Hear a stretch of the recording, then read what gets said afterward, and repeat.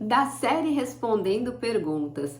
Por que os profissionais insistem em usar a hipótese legal de consentimento se ela é tão frágil e vulnerável?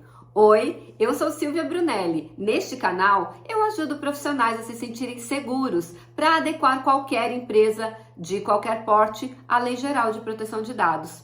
E se você quer aprender mais sobre a Lei Geral de Proteção de Dados todos os dias, me segue aqui no canal e ativa o sininho das notificações, porque todos os dias, sem exceção, eu vou trazer um conteúdo inédito para ajudar você a se sentir seguro no seu processo de adequação à LGPD.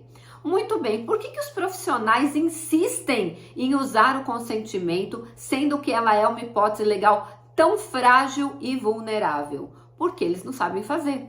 É essa a resposta. E eu vou me arriscar, e aqui eu tô sendo bem arriscada mesmo, em dizer que 100% do consentimento que você encontra hoje na internet é nulo. Como assim, Silvia, nulo? Sim, para você usar a hipótese do consentimento, que é a maior furada da vida, prejudica o titular e prejudica muito mais a empresa, ou seja, o controlador, quando você escolhe essa hipótese, ninguém vai ser atendido. Usar o consentimento é tão perigoso que o legislador brasileiro se preocupou tanto que existe a palavra consentimento 37 vezes dentro da Lei Geral de Proteção de Dados. E por que esses profissionais usam tanto consentimento, Silvia? Porque eles aprenderam errado. Simples assim. Eles fizeram esses cursinhos de final de semana com certificados internacionais que ensinaram a lei europeia, o Regulamento Geral de Proteção de Dados, que eles chamam erroneamente de GDPR, mas o nome correto seria RGPD, a sigla correta. Já começa por aí, até a sigla eles ensinam errado. E eu aprendi isso recentemente, tá? Eu também usava, porque eu também fiz esses cursinhos, eu também usava a sigla GDPR, que é errado, tá? Depois eu explico num outro vídeo para vocês por quê. Senão não vai caber aqui nesse vídeo toda a informação que eu preciso trazer.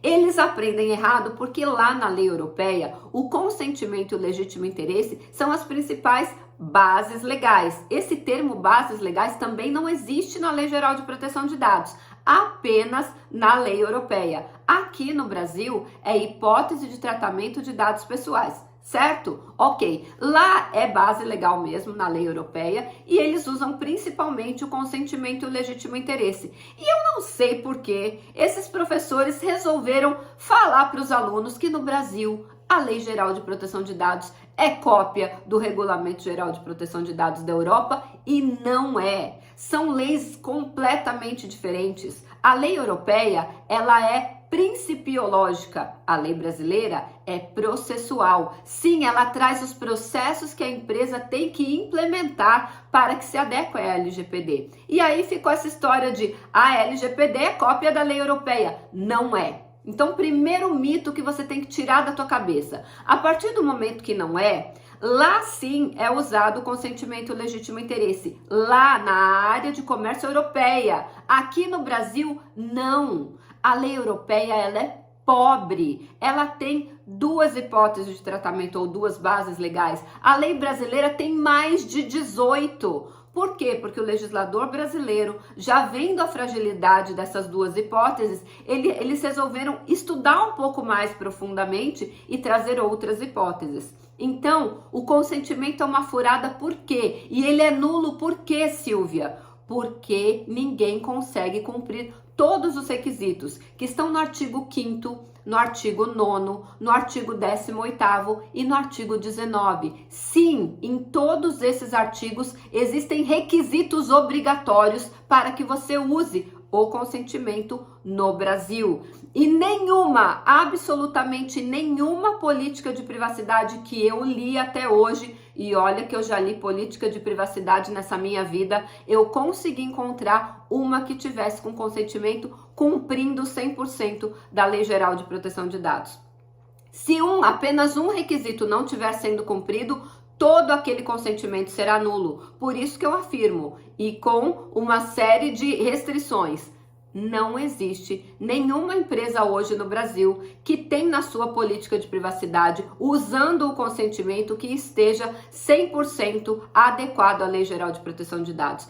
Pior, olha que loucura, Eles colocam o consentimento na página principal da empresa. E aí, na página principal da empresa, você não consegue cumprir um dos requisitos do artigo 8º, que é provar que foi aquele titular que deu o consentimento. Se eu aperto um botãozinho de aceitar, de autorizar, de consentir, tudo isso é sinônimo. Na página principal da empresa, ela não sabe quem foi que apertou aquele botão. Ela sabe no máximo o IP da máquina, mas o IP da máquina não quer dizer que foi a Silvia que deu o consentimento. Pode ter sido os meus sobrinhos que usam o meu computador, o meu marido que usa o meu computador, o meu irmão que usa o meu computador, não necessariamente fui eu. Inclusive, eu tive essa conversa com o Dr. José Milagre, que é um especialista em cibersegurança, perito judicial, e ele me garantiu, não dá para provar quem foi que apertou o botão, aquele botão completamente genérico, dando o consentimento. Só poderia provar que foi o usuário, o titular X, Y ou Z, se fosse do lado de dentro da área logada, aonde a pessoa colocou o seu login e a sua senha, e aí sim, aquele controlador tem certeza de quem ele coletou aquele consentimento. E mesmo ele fazendo isso, será que cumpre os outros requisitos? Então, esses consentimentos de banner de consentimento, esses banners de consentimento são absolutamente nulos de pleno direito, de acordo com a Lei Geral de Proteção de Dados. Banners de cookies genéricos, completamente nulos, você não sabe quem foi que apertou aquele botão. Então, olha como é muito sério. Fora que você precisa apertar aquele maldito botão azul para continuar navegando. E isso também é contra a Lei Geral de Proteção de Dados. Olha o que diz no artigo 5º, inciso 12. Consentimento é a manifestação livre. A partir do momento que eu sou forçada a apertar um botão, que eu sou forçada a dar o meu consentimento, é completamente nulo. E existe um artigo, dentro do artigo 8º, existe um inciso que diz assim: o consentimento viciado, ou seja, ele não foi feito de acordo com a Lei Geral de Proteção de Dados, ele impede o tratamento daquele dado.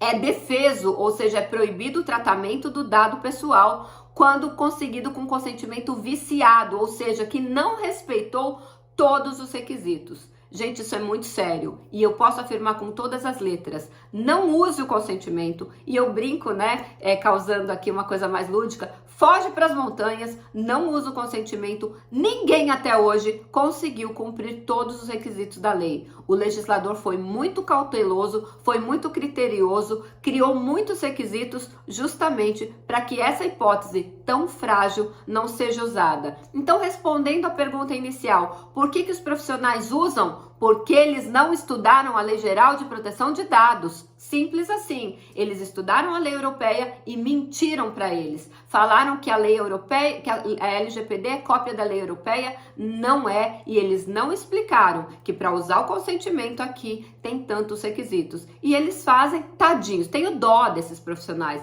Eles fazem achando que estão acertando, mas eles estão trazendo um risco enorme para a empresa e pior, prejudicando os titulares, porque eles estão sendo obrigados a dar o consentimento e, portanto, esse consentimento ele é nulo e prejudicou toda a empresa. E todo esse tratamento que foi feito com base nesse consentimento nulo, ele não poderia ter sido feito. Ou seja, todas essas empresas sofrerão sanções administrativas por conta desses consentimentos nulos. Você sabia disso? Quer aprender mais sobre a Lei Geral de Proteção de Dados todos os dias? Me segue aqui no perfil, porque por aí as pessoas estão ensinando tudo errado.